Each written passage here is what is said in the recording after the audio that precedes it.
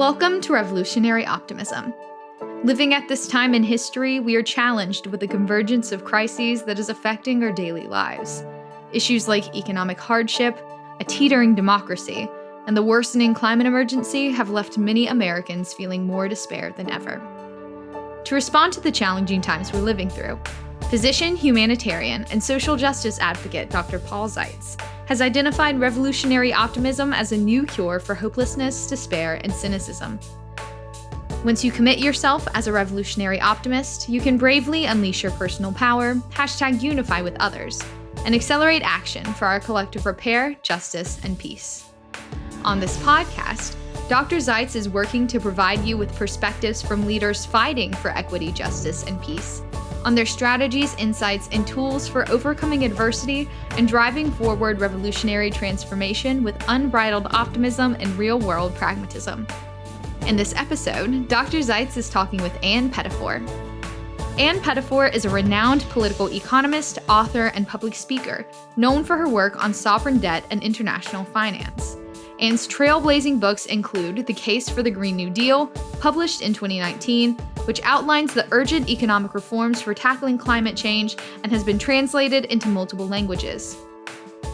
Previously, she predicted the 2008 financial crisis and the coming first world debt crisis and led the Jubilee 2000 campaign, which helped cancel $100 billion of debt for the world's poorest nations. As director of Prime, a network promoting Keynesian economists, Ann critiques mainstream economic approaches and advocates for transformative policies. Based in London, she is a key voice in both British and global economic discussions. Here's your host, Dr. Paul Zeitz.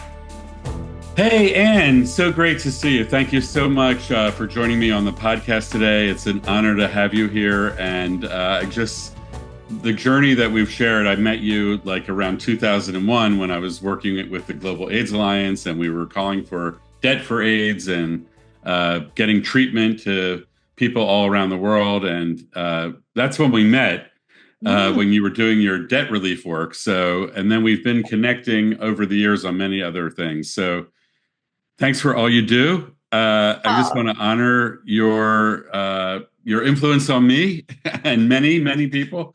But I really consider you a dear friend and confidant and also mentor. And I feel like you're one of my teachers, so I'm looking forward to reconnecting with you today.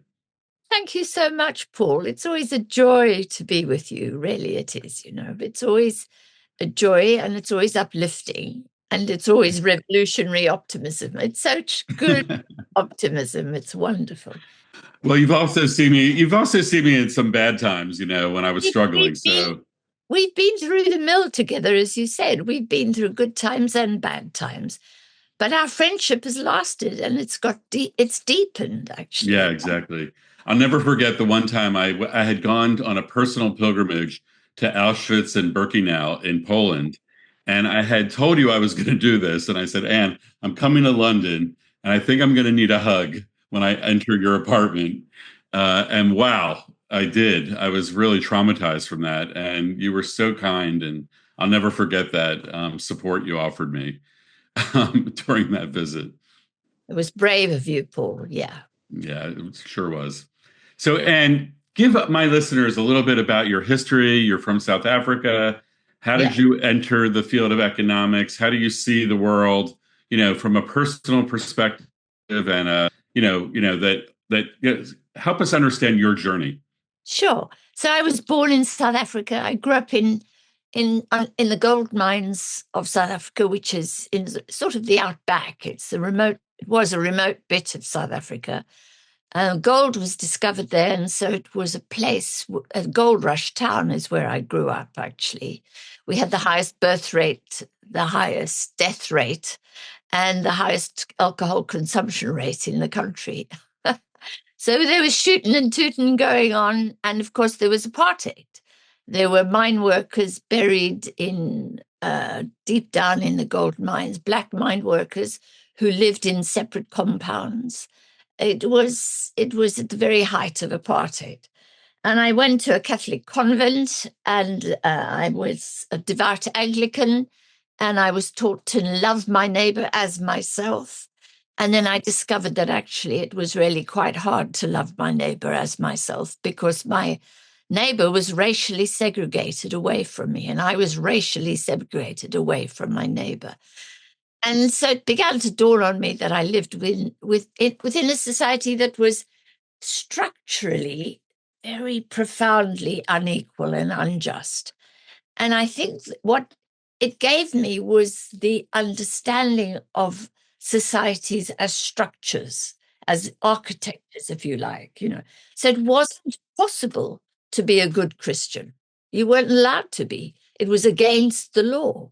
It was against the law to make love to a Black man. It was against the law to love a Black woman. It was against the law to sit on a seat reserved for Black people in the park. It was against the law for Black people to sit on a bench reserved for white people in the park. It was against the law to get on a bus if it was a Black bus for Black people. So I found myself bound by the law and by a structural system that was in itself unjust. What had to happen was the system had to be transformed if we were going to be allowed to be human beings with each other. And of course, we were human beings with it. You couldn't help being human, but you were conscious all the time that the law was trying to force you apart. So that was my kind of really formative experience. And then, of course, I had huge rows with my family and with my neighbors about apartheid. They said, look, this is natural, this is the way things are. You've just got to accept things. And I couldn't. And that was deeply uncomfortable, It was uncomfortable for everybody around me. Then I went to university, and I worked very closely with Black people for the first time.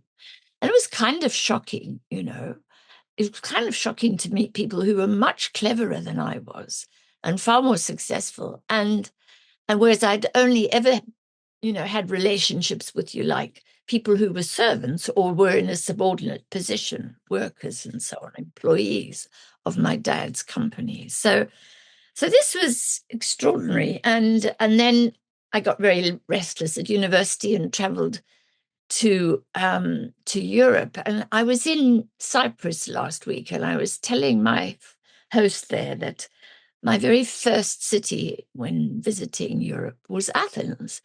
And I was on a bus, a double-decker bus, and I looked down, and there were white men digging up the road.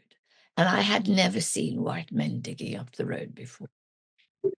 So this sort of this is how my life had been shaped, essentially.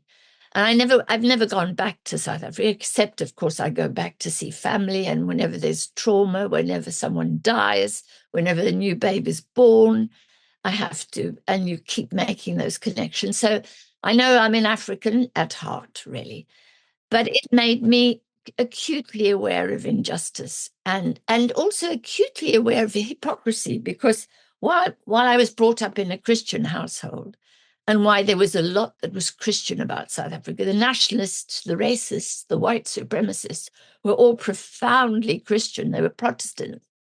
The chosen people, they called themselves, the Afrikaners. And so I learned about hypocrisy and about double standards too. And I have a deep, deep contempt for people who are hypocritical. But it's hard not to be hypocritical. I am hypocritical. I have double standards as well. And so I've learned to be kinder to myself and to others as I've got older. And then from there, it wasn't hard. And the other interesting thing about growing up in Welkom in the Orange Free State in South Africa was that the main industry of the town was gold, digging gold. And we had very deep gold mines. We had geologically unusual, very deep gold mines, which, spewed out all this amazing gold. And so the price of gold was something very important to the local economy. And I noticed, even as a young girl, and I can remember vividly having arguments with my dad about this, why, when everyday prices were going up in the market and at home and so on, and when we went shopping, but the gold price had been fixed in 1933 by an American president called President Roosevelt, and it had never risen since then. And I think my dad, who wasn't very well educated, he'd left school early to go to war in 39. I think he tried to explain the Bretton Woods system, the international financial system that was created by Roosevelt and Keynes and others after the war. But of course, we didn't, either of us really understand it. But I had seen the sort of oddness of the main product of our time, a hugely valuable product, gold, whose value was never allowed to rise, while there were very poor Black people, excavating that stuff and sending it to the City of London and so on. So that kind of also made me aware that the system wasn't, there was a structure, the system at home, but there was also a structure to the international financial system. And that's my current obsession. So, wow. Yeah. I'm so glad we had this opportunity, because I don't think I knew all that about you, even though I've known you for 25 years or 20 years. You bridged us over to your current obsession, which is the international financial system. So I want to cover some hot button topics that are alive for the global community, as you know, but also for us right here living in the United States. So I think it is pretty amazing that you were the one that wrote the first book called The Green New Deal. And I wondered if you could share with us the origins of that idea for you, how it evolved, and then also how it popped over to the United States. If you Sure. can tell the backstory of how we came forward with the Green New Deal of our own over here. So the thing is, first of all, you need to know that it's based on an American idea, the New Deal. And secondly, that actually wasn't my idea. I worked with a group of economists and environmentalists back in 2008, at the height of the global financial crisis. A lovely guy called Colin Hines, who was a big shot at Greenpeace, called us all together to say, look, we're facing multiple crises, the financial crisis, the climate crisis, the inequality crisis. What are we going to do about it? And it was an extraordinary group. And it was Colin's idea to call what we came up with, the solution we came up with, as the Green New Deal. And then in 2019, my publisher wanted me to write a book about the case for the Green New Deal, which is what that was. But that was 11 years after we first thought of it. And the whole idea of our gathering back in 2008, the height of the financial crisis, was to come up with something based on the New Deal. Now, what was extraordinary about Roosevelt and the New Deal was that, number one, Roosevelt arrived when he was elected and inaugurated. And in 1932. In 1932, and finally becomes president in 1933. But in 1932, on the night of his inauguration, which is 33. 33, yeah. Yeah. He decides to dismantle the global financial system. Now, at that time, it was called the gold standard, the architecture of the international system. It had a name. It was called the gold standard. And the thing about it was that it was a system that was governed effectively by Wall Street. And he wanted on the Saturday night, and he said to his staff, we have to get off the gold standard. We have to change the system because it's not working for the American people. And Wall Street can't be trusted to run the show, basically. And his staff said, well, you can't possibly do it tonight or tomorrow because tomorrow is a holy day, is a Sabbath. You're going to have to wait till Monday. So on Monday, he closed the banks, and he closed the banks not in order to help the banks, but in order for the banks to hand over their gold to the US Treasury that day, right? And from that day, the United States came off the gold standard. Now, that caused a global shock because the whole international system was geared around the gold standard. And Roosevelt and Morgenthau, his Treasury Secretary, argued, we've got to do this because we have two major crises to tackle. Number one, we have high levels of unemployment in the United States. We've had the Depression was underway, right? We've had the Great Depression. We've had 5,000 banks go under. It's catastrophic. We've got to address that crisis. The American people have elected me because I've got to deal with this crisis. Secondly, we've got a huge environmental crisis. the Dust Bowl. We have to address that, right? So they were in a position that we They weren't thinking about fascism in Europe, or no, they weren't. No, in fact, okay, no, they that's were. interesting. Yeah, And at that point, they were not. That came later. And no, the Americans were very inward looking at that time. Indeed, Europeans thought they were too inward looking. And Roosevelt. But that wasn't the point. The point was that, right, he was elected by the people of the United States to deal with the threats they faced. And those were unemployment largely and depression. And then there were the thousands of people, that we read about in the Grapes of Wrath, affected by the erosion of the soil. So, but he had to finance that. It's so interesting because he changed the system, and that gave the United States Treasury the power to raise the finance it needed to tackle both unemployment and the Dust Bowl. Mm. And it subordinated the interests of Wall Street to the interests of the United States government. To the people. Exactly, to the American people. Morgenthau said, we've moved the government and the Treasury from Wall Street to my desk at the Treasury, right? And that was the correct thing to do. That was the democratic thing to do. And to my surprise, Wall Street didn't put up a fuss, or they didn't straight away put up a fight. And that was because actually Wall Street was in deep trouble and needed the state to basically help it out.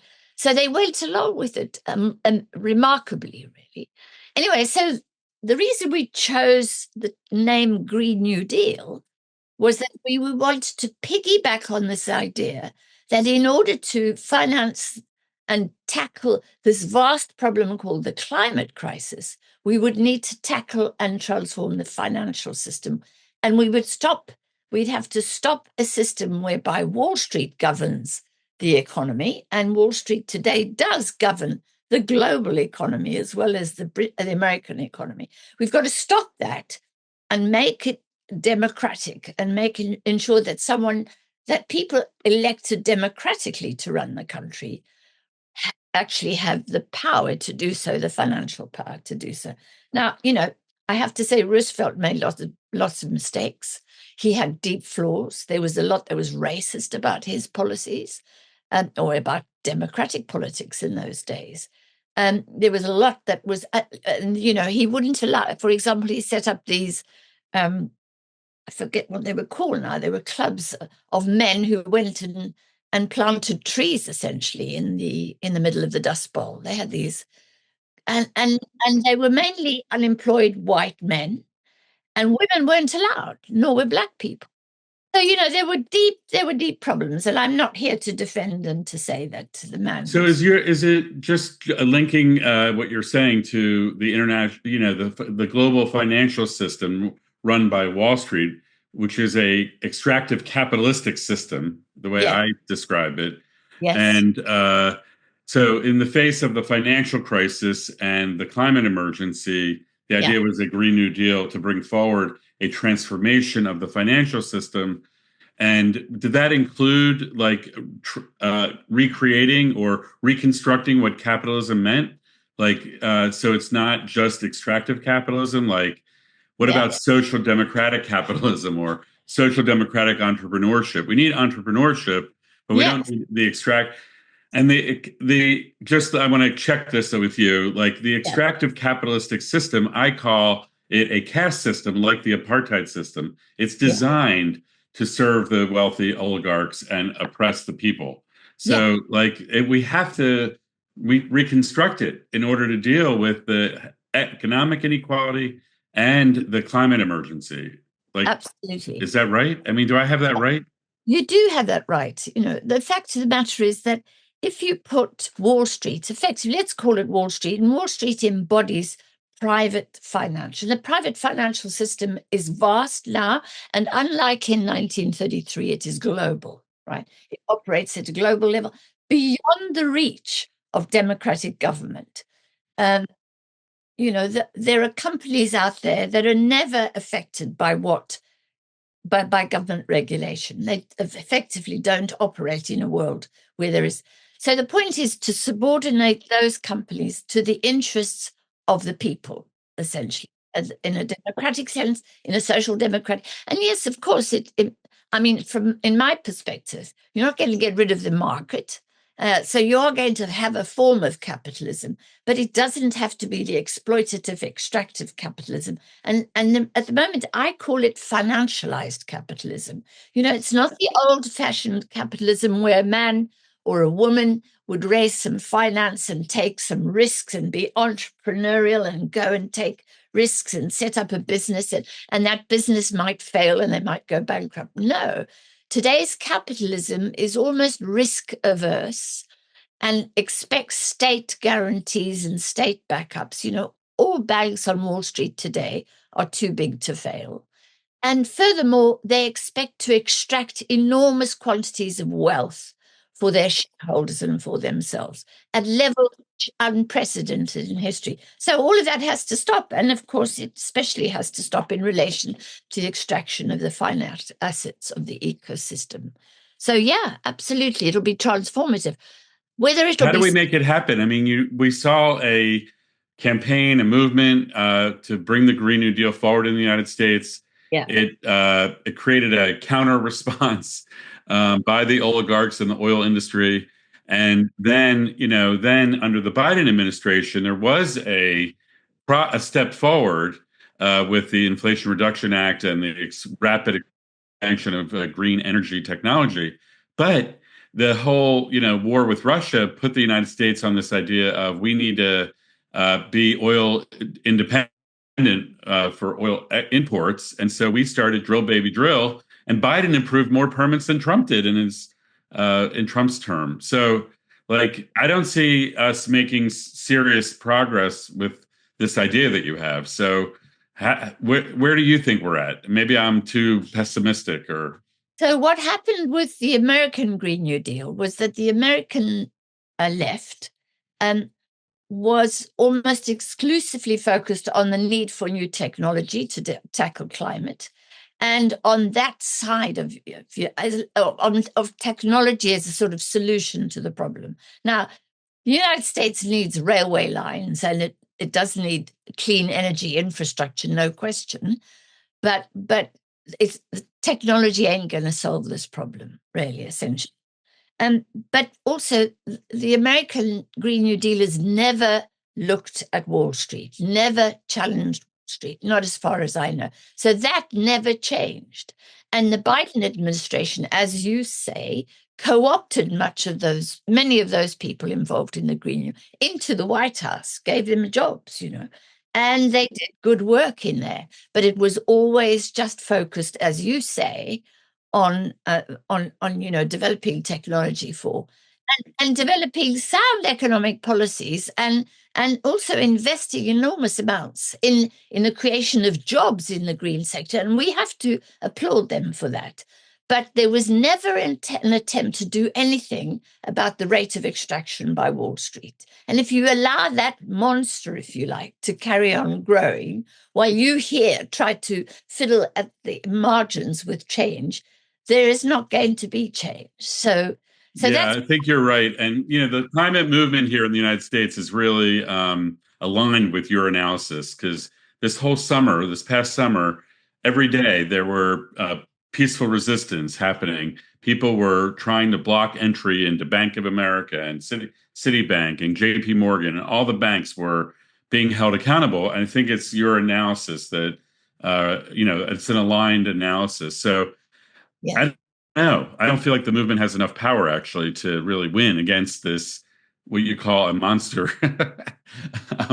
And, the monster controls the government. So I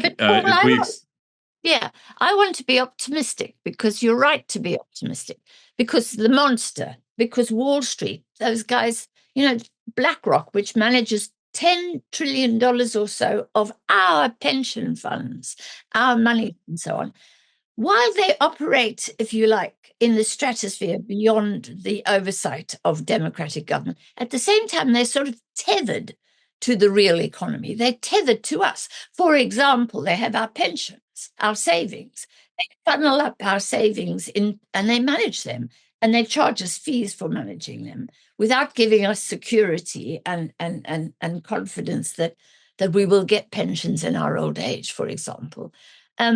We bear all the risk of, for example, handing over our pensions to those big organizations. They don't bear the risk. And that is a point which very few people understand, and it's terrifying. But the point is this, that they depend, if you think about the relationship between Wall Street and the Federal Reserve, you need to know the Federal Reserve is a public body. The people who work there, they are civil servants. They're public servants. They're not independent, so-called individuals, who operate out of the wisdom, of their own technocratic wisdom. They are hired by the president, and by the government, hired by the president, and they're on the president's payroll, right? So and that means they're on our payroll, the taxpayers' payroll, your payroll. Theoretically. Yeah. So the point, but we don't use that as leverage. We don't argue. We don't use our power. We do have power over these guys. We do have power over Wall Street. We could say to Wall Street, thou shalt have no bailout. If your bank fails, tough, you're going to have to face that. Or thou shalt have no subsidy. Or we will not, you cannot have access, for example, to the very valuable collateral that the US Treasury generates every day. It's called US Treasury debt, right? Now, everybody complains about the American levels of public debt, but Wall Street cannot function without that debt, because the US Treasury bill is a form of collateral. It's like your house or property. Your property has value. You can borrow against it. You can use your property to mortgage more finance, can't you? To remortgage. But your property, its value isn't entirely certain. Its value can go up and down. Your property could fall down. You could be struck by lightning, some such thing. A treasury bill doesn't suffer those sort of risks, really. And therefore, it is a very safe piece of collateral.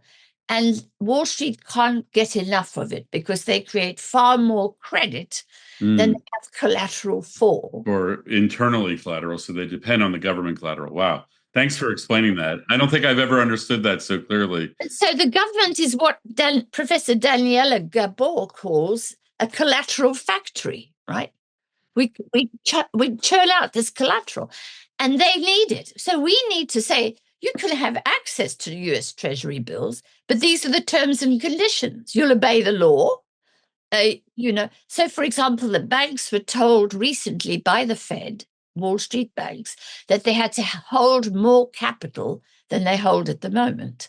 Now, if they were to hold more capital, they would make less profit. And so they said, no, they weren't going to do that. And they made a frightful fuss. And the Fed had to back down. I mean, that was pathetic, really. And we should not allow that to happen. They bully the Fed when actually they so depend on the Fed. But because we're not aware of that, and this is where the optimism comes in, when we become aware of our power, and if we started to work collectively to deploy that power, and to put pressure on the Fed, to put pressure on. Now, I have to say that the right understand that. The Donald Trumpists of this world, there are many people on the right in the United States who hate the Fed, who think the Fed has too much power. They go to the other extreme, and they also would like to make the Fed a tool, if you like, of a president, like if Donald Trump were to become president. Now, that would be highly dangerous. And I tell you that because I worked in Nigeria. I helped Nigeria clear about $30 billion of debt in 2005. I would hate to have a situation in which politicians could put their hands into the vaults of the Nigerian bank and help themselves to US dollars because they don't like to use Nigerian naira. And US dollars enables them to buy a fancy property in London, right? That's not the way to run the show. So I'm not advocating that politicians should run it. I'm advocating the fact that the Fed should be far more responsive to to the real economy. Yeah, so that's an advocacy opportunity. I hear you, and I appreciate you challenging my pessimism with what I would call revolutionary optimism. It's you have a clarity about what we could do. We could put pressure on the president and the Fed to take away the Wall Street control of our extractive capitalistic system. And I think that is that's a good segue, I think, to I wanted to ask you, I know you were involved, you were it was noted publicly that you had predicted the 2008 financial crisis. And then when I spoke to you recently, you said you're predicting another one. So I would love to understand your prognostication, mainly what's now, but if you want to tie it to how you figured it out back then, and what do you think is happening? And I think that was really important for my listeners and me to understand what is happening in this realm. Yeah. So back in 2003, 4, 5, I was working at the New Economics Foundation, and I wrote a book. I edited a book in 2003, in which we called The Real World Economic Outlook, and as opposed to the IMF's World Economic Outlook, which was always optimistic. And we said, oh, well, hang on. And what we saw was that the imbalances in the global economy, the differences between the countries in deficit and the countries in surplus, but also the difference in the amount of debt in the world versus the amount of real income in the world, if you like, the global GDP, it was out of balance. It was massive. And I mean, in that sense, you could do it. You could make a comparison, although I hate to make these household comparisons. But, when your mortgage way exceeds the value of your property, or if you lose your job and you don't have the income that you had when you first took on the mortgage, then the mortgage turns into this great, big, powerful force that's going to destroy you, And so income is really important to tackle debt. And also, the value of the assets that you own. And it became very clear to me that we had been, if you like, printing. It's not printing money, because money doesn't get printed. It's issuing credit. People could go to the bank and get a loan without even batting an eyelid, and you didn't even have to say, here in Britain, we cheated like mad. We claimed to be earning loads of money, and on the back of that, lousy dealers would give us money, would give us a huge loan, right? And that caused, for example, the Northern Rock Bank to fail. Because people lied. They lied when they filled in their application forms for a loan. And quite a lot of that was happening at a statewide level, at a country and, global-wide level in the United States. So it seemed to me very obvious there was going to come a point when the banks were going to say, hang on a minute, how are we going to pay for this, And the thing I love, do you know the Big Short, the movie The Big Short? Vaguely, but go ahead. It's a great movie, Paul. You'll have to watch it one day. A scene in it where the Wall Street guys go down to Florida because they've heard there's going to be problems, and they've heard I remember the movie. Yeah, there's a housing boom, and they go down to Florida, and sure enough, people are flogging mortgages all over the place, and they end up in a nightclub, and they boozing away, and there are naked women, and there are pole dancers and so on, and this one banker takes the pole dancer. He gets a private room with a pole dancer, and dollar bills are flowing and so on. And he says to her, so tell me, love, have you got a mortgage? And she said, yeah, I got a mortgage. He said, well, you've got a mortgage and all you earn are these dollar bills from pole dancing? She said, yeah. She said, I got 5 mortgages. I'll never forget that. It's true. She had 5 mortgages. That was because JP Morgan or Wall Street, they lent her money because she was very risky. So they could charge her 15% on the loan. Now that's usury, Paul. I was brought up as a Christian, and usury was a sin, right? But to charge someone 15% on their mortgages because they're risky, they may not repay. But that in the meantime, you could make a quick buck off that pole dancer. And then when that happened, the guy said, "Oh yeah, this is it. We're going to have a big crisis." And it was like that for me. I could see it was just as sure as night followed day that you couldn't have those massive imbalances between borrowing, the debt, and the actual income and the solidity of that income without having. So that happened in 2008 during the election then, and Bush lost to Obama, and Obama quickly came in and did a big bailout Wall Street and did not bail out Main Street, And I think I think that led to this populist backlash that led to Trump's first presidency and puts us on the precipice. We're going to air this episode sometime in November, December, so we don't know what the outcome will be probably. Sure. So where are we now? What are you seeing now in your interpretation of this ratio of debt and credit? So there were big changes made after the crisis, right? And they were that before the crisis, a bank could go bust. A bank could go bust and the shareholders could be at risk. After the great financial crisis, they couldn't go bust. They were too big to fail. They're too powerful to fail. They were too big to go to jail. And they are still too big to fail. And that is what, in my view, has led to the popular backlash. People are mad as hell. They're not stupid. They may not be economists, but they can see what you and I can see. That that ain't fair, really. Right. And so things did change, but they changed for Wall Street, not for the rest of us. Really. Was that just like, were there laws written to protect them even further, or was it just by the nature of how we responded? Dodd-Frank tried to do something, but really Dodd-Frank was whittled away by lobbyists, by Wall Street, essentially. And Trump. Obama, in the Trump administration, he withdrew the provisions of Dodd-Frank, Yeah, and the thing about Trump is that he came to power on the back of that anger and that righteous anger at what was going on. Right. And what he did was he stuck with Wall Street, So it was a terrible betrayal in sense. So if he were to come again, it would be kind of bizarre. I personally can't see why it will happen. But anyway, so the point is because why it could happen is because people are seeing that they can't afford housing. They have massive amounts of medical debt. They can't. Food prices are outrageous right now. And they're struggling. People are working one or two jobs just to get by.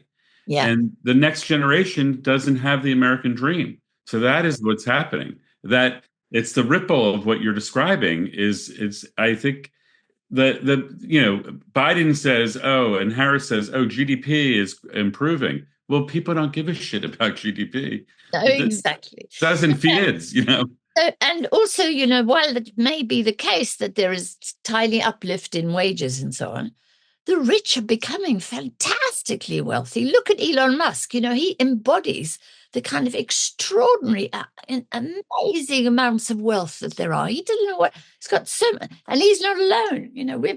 We can see that the 1% or the 0.01% are doing so fantastically well. But the point about this is that because the changes were made, which was just to bail out the banks and to hold them up, there was no regulation. The thing is far worse. So then if you look at the ratio of debt to income now compared to 2007 or 2005 when I wrote my book, it's much worse now than it was then. Oh, wow. But the problem is that the central banks, the Federal Reserve, the Bank of England, the ECB, the Bank of Japan are all dedicated to making sure Wall Street never goes down. And that's our problem, Now, the problem is that we can't let Wall Street go down either because it affects all of us. We would lose, we wouldn't be able to go to an ATM and draw out money. It's as simple as that. We wouldn't get paid. We'd have to invent a new system in the middle of chaos, really. And there would be social and political uprising. It would be just hell on earth, really. So it's not easy. But what we have to do is to put much greater pressure on the Fed to say, look, your priority isn't Wall Street. You can begin. Now, I need to tell you this. I'm busy writing a book, Paul, on the global system and how it, and so it's what, if I might just quickly divert to this point, I'm keen. I'm writing it for the woman in the street. I don't want. It's not for academics. It's not for the. It's for people, right? And the point about it is to say to us all that we have the habit of looking narrowly down here on Earth, if you like. We'd like to focus on the thing that's happening around us. We don't focus on what's happening out there, right? So, for example, I'm looking at the moment at food corporations, the global food corporation. They're out there, they're massive. There's 4 of them. They're huge multilateral corporations. Now, when we formulate the competition policy, we worry about competition here at home in the domestic economy. And they're very happy for us to worry about that, because actually what they want is to have no competition out there in the global. Then they're global. Then they can operate in India, China, Africa, wherever they are, and nobody is looking at them. Nobody even like knows. You said, beyond democratic governance. Yeah. So the point is, we don't even know that they're there. We Right. don't even know the system is there. We don't even know. So, and I'm going to call that system. I found it very hard to think of how do you conceive of it, and I'm going to call it the global casino. And the title of my book, I wanted to be Fight the Power of the Global Casino. And it is a casino because they use the money that they suck up, if you like, the pensions, for example, and all of our savings and incomes, and they use it to gamble. And they call it speculation. They call it hedge funding. Hedge funds are not hedge funds. Hedge funds are speculation funds. You hedge if you're a farmer and you're worried about your harvest and what the price of your wheat is going to be, and you very sensibly take out insurance to protect yourself. That's called hedging. Hedge funds don't do that. They do speculation. We should call them speculation funds. Whenever you get a chance, change the language, yeah. So, Ann, okay, so the debt to income is much larger. The system is more unregulated. We're like pawns in a global casino. And so what's your prediction? What is the nature or timing of a possible economic collapse of some sort, like the 2008 crisis? Do you think that's imminent? Like, what would bring that on, I need you to know we've already had crises like that. We had one in 2020, in February, March 2020. The collapse was as catastrophic as it was. The COVID collapse. But we didn't see it because we were all, locked down and it was COVID, and the government did bail us out. But they also bailed out the huge shadow banking system out there and the whole financial system. So we've already had crisis, right?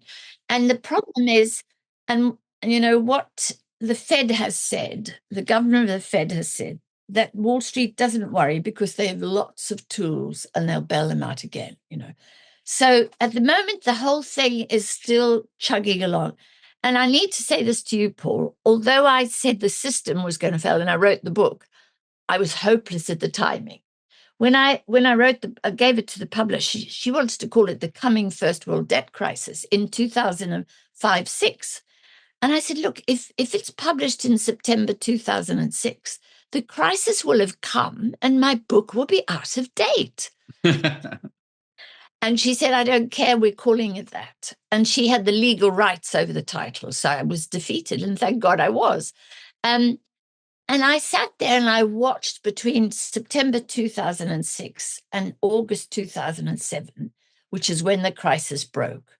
I couldn't believe it would take so long and hang around so long. And then in 2007, something happened and triggered it. It was actually a very minor thing that happened that triggered it. And then I remember flying to New York in February 2008 and seeing my mate, Maz Kessler, whom you know as well, our pal, and discussing with her and with others. And they didn't think there was anything happening. They didn't think the crisis was ongoing until layman's. People have kind of thought, oh, well, it's all been looked after. And then layman's happened, and everybody thought, oh, God, it's blown up altogether. Right. It had been rolling for almost 2 years by then. I guess you're saying we don't know when it could happen. It could happen at any time, and we don't know.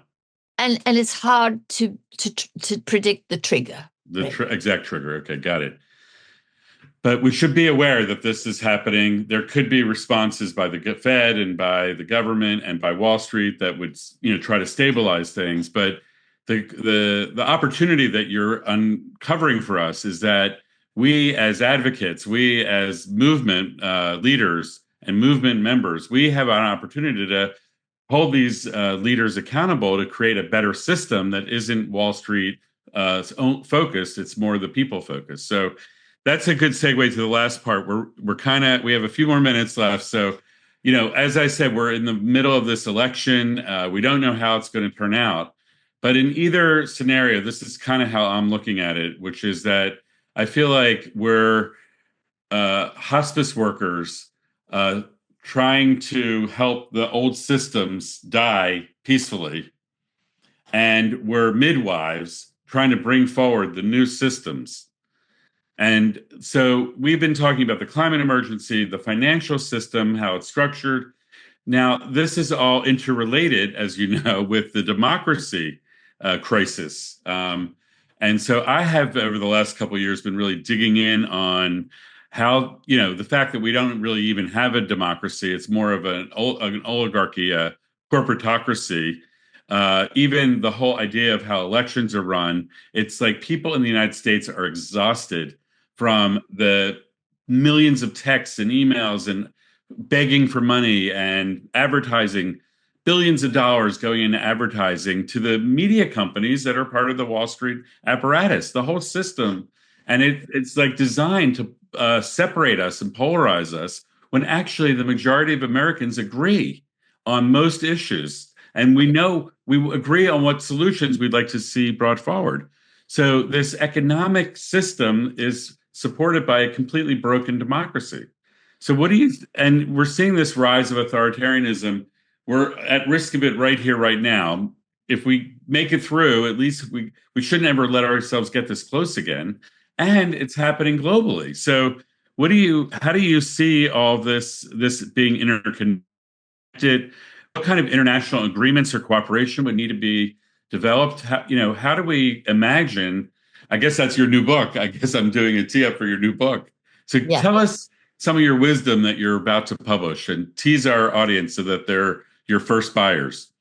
So the thing is, the way I see it is this, and it's very much the way we did Jubilee 2000, Paul. It was a global campaign. It cancelled $100 billion of debt. And when we started, people said, what do you mean, the debt of African countries? I don't know about that stuff. I worry about my mortgage at home, sort of thing. People learned quickly and that was about the international finance. And they found, after all, it wasn't rocket science, So the point is this: number one, we have to open our ears to what's going on. We have to learn. That's the point about the book and about reading stuff. I have a Substack, by the way, called System Change. I'd be delighted if your readers joined it. Yeah, we'll put that in the show notes. Yeah. Secondly, we have to change our perspective. There's a wonderful philosopher, Paul, whom you would love. He's called Ian McGilchrist, and he's a Scottish thinker, psychologist, analyst, philosopher. And he says that our brain is divided into two hemispheres. And the one hemisphere is for focusing on detail. Think of it as a bird. A bird has to be able to focus on that seed in the middle, that grain that's in the middle of those pebbles. But at the same time, it has to look out for the predator out there that's coming after it. So one half of its brain focuses on the seed, the other half focuses on that.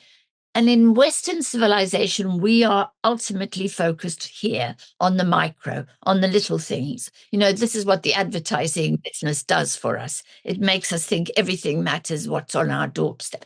And we ignore what's going on out there, especially if it's a threat. So I think, it's about using both hemispheres of the brain. And thirdly, it's about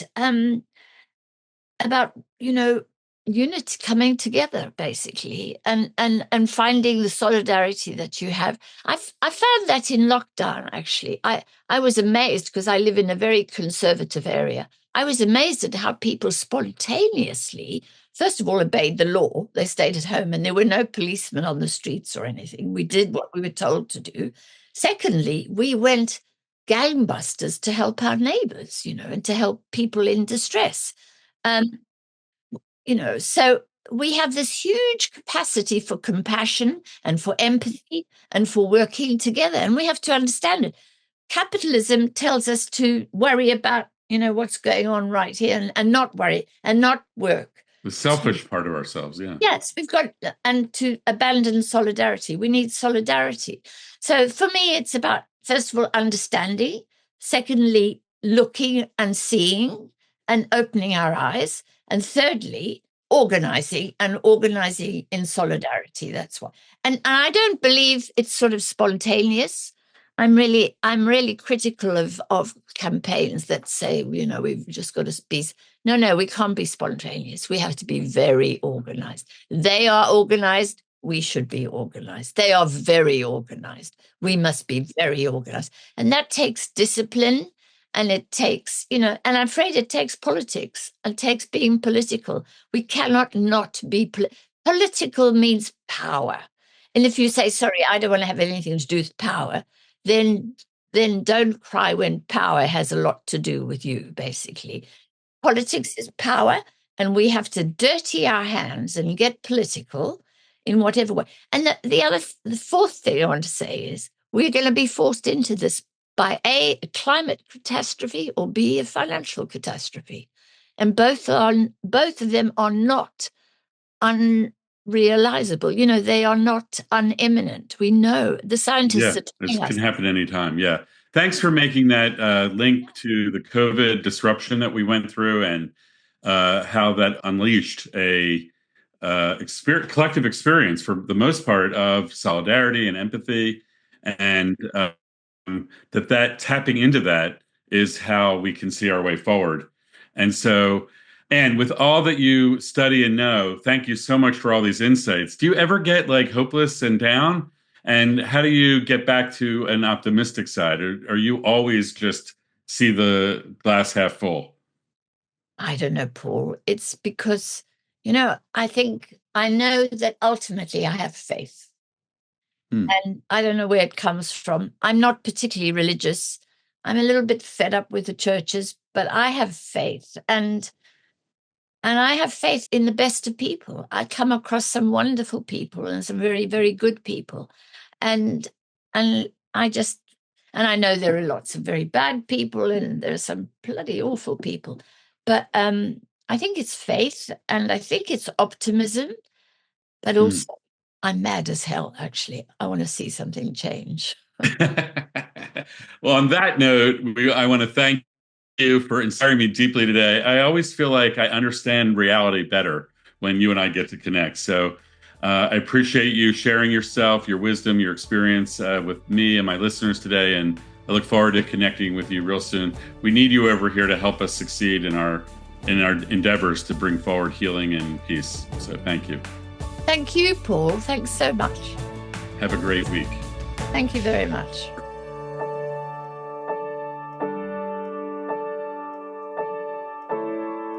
I'm feeling a little emotional about that amazing interview with my dear friend Ann Pettifor. Her life story, growing up in South Africa under apartheid and witnessing the inequalities and how that shaped her. And then she became a Keynesian economic thought leader and helped generate the idea of the Green New Deal. Well, actually, before that, she helped lead and pioneer the Jubilee 2000 campaign that led to $100 billion of debt relief for poor countries.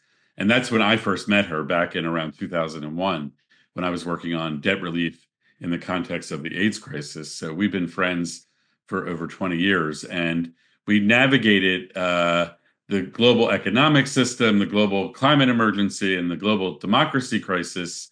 And with all the challenges that we're facing, Ann is sourced from a deep faith in the faith in the people. And that was so heart-opening for me to hear the clarity and the intent of her faith in people, which drives her revolutionary optimism and her belief that we can transform and reconstruct our global financial system to support the well-being and flourishing of all of humanity. So kudos to Ann Pettifor. Go, Ann, go. Look forward to connecting with you soon.